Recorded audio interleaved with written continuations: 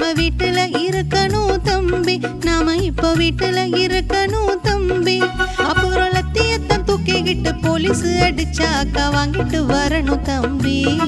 அப்புறம் லத்தியத்தான் தூக்கிக்கிட்டு போலீஸ் அடிச்சாக்கா வாங்கிட்டு வரணும் தம்பி.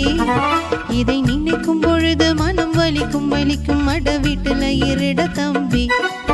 ஓ பக்கம் வந்திடாதே, ஓ பக்கம் வந்திடாதீங்கோ, கொரோனா வந்திடுங்கோ, 1 மீட்டர் தள்ளி நில்லுங்கோ.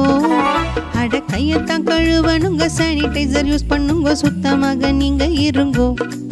கொரோனா